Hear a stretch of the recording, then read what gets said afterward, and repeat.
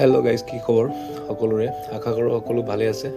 বহুদিন পিছত আকৌ এটি ভিডিঅ'লৈ স্বাগতম জনাইছোঁ মোৰ প্ৰফুল্ল ব্লগ ইউটিউব চেনেলটোলৈ। ব'লক তেনে পলম নকৰি ভিডিঅ'টো আৰম্ভ কৰি দিওঁ। আজি আমি যাবলৈ ওলাইছোঁ শ্বহীদ স্মাৰক ক্ষেত্ৰ। এয়া আমি উঠিলোঁ এই বৰ্তমান লখৰা ফ্লাইঅভাৰৰ ওপৰত গৈ আছোঁ। অলপ আগতে গৈ আৰু অলপ আগত গড়চুক ফ্লাইঅভাৰখন আছে। ফ্লাইঅভাৰৰ তলে গৈ পেলাই আমি লেফ্ট ছাইডে সোমাই দিম। বৰ্তমান পাইছোঁহি, সেইটো শ্বহীদ স্মাৰক ক্ষেত্ৰ পথটোত সোমালোহি।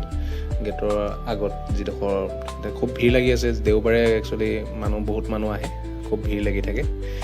বাকীকেইটা দিনত অলপ কম আহে হ'বলা, কিন্তু দেওবাৰে সকলো ছুটি পায় বা আহিব পাৰে, সেইটো কাৰণে আহিলে অলপ ভিৰ বেছিকৈ লাগে। তাৰপৰা গৈ আছোঁ লাহে লাহে।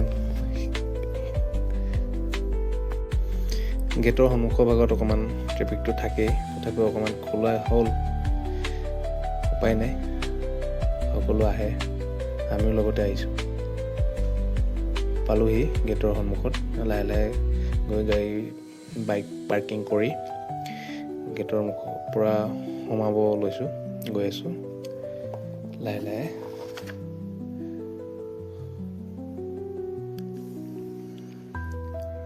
বৰ্তমান সোমাই আহি পেলাই মেইন গেটখনত এনেদৰে লিখা আছে, শ্বহীদ প্ৰণামো তোমাক, এটা জাপি, শ্বহীদ স্মাৰক ক্ষেত্ৰ উদ্যান।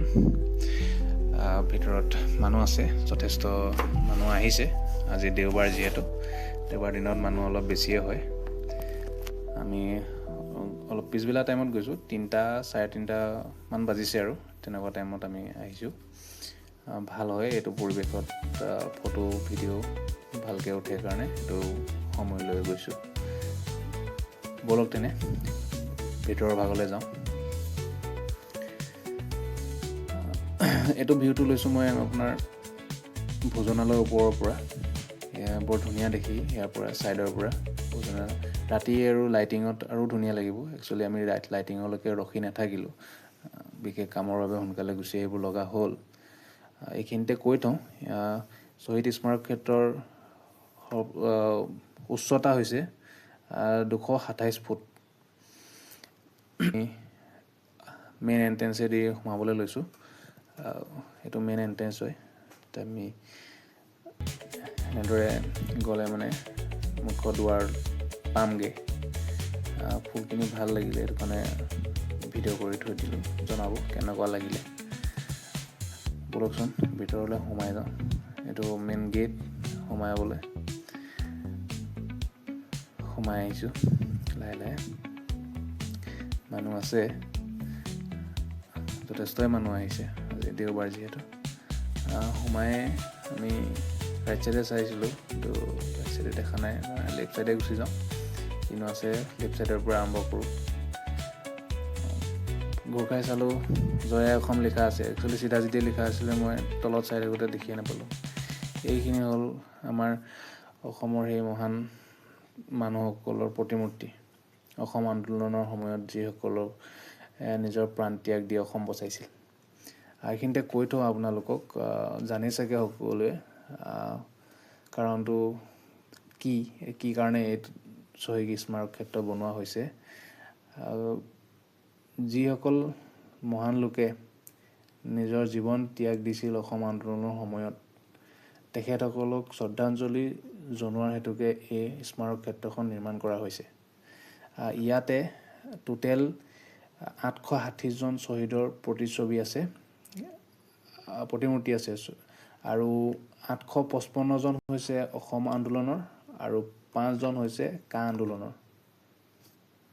ইমানখিনিয়ে। আৰু যিসকলৰ ঘৰৰ পৰা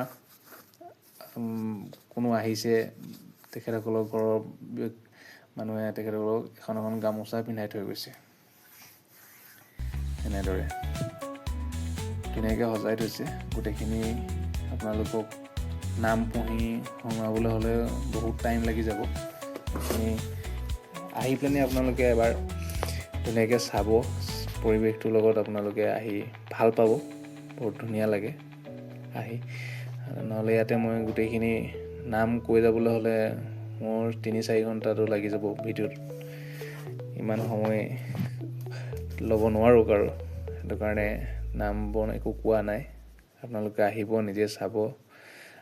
এয়া ৱালতো তেখেতসকলৰ ফটোবিলাক থৈছে, কেনেদৰে কি আন্দোলন হৈছিল, তেখেতসকলৰ দলবদ্ধভাৱে যেনেকৈ গৈছিল সেইবিলাকৰ চব প্ৰতিছবি চবতে লিখা আছে। একচুৱেলি মই পঢ়ি কোৱা নাই আৰু তেখেতসকলক চাই বুলি অকণমান ওপৰফালে উঠি গ'লোঁ। ওপৰফালৰ পৰা অলপ ভিডিঅ' কৰিলোঁ। ওপৰফালৰ পৰা চাই ভাল লাগিছে, এনেদৰে দেখা যায়। ওপৰফালে গৈছিলোঁ আমি, আৰু ওপৰলৈ যাব পাৰি বুলি দৰ্জাখনৰ ওচৰলৈ গৈছিলোঁ। ওচৰলৈ গৈ দেখা পালোঁ ৰাইট চাইডে দৰ্জাখনত তলা লগাই থৈছে, যাবলৈ দিয়া হোৱা নাই। তাৰপিছত আৰু কি কৰিম, উপায় নাই, ঘূৰি আহিলোঁ। তাত সকলো গৈ ৰখিছেগৈ, উপায় নাই, কি ক'ম, ভাগ্য নাই। তাৰপিছত নামি আহি যিটো ছাইডত এটা কৰিডৰ আছে, কৰিডৰটোত আমি এক ৰাউণ্ড মাৰি দিছোঁ।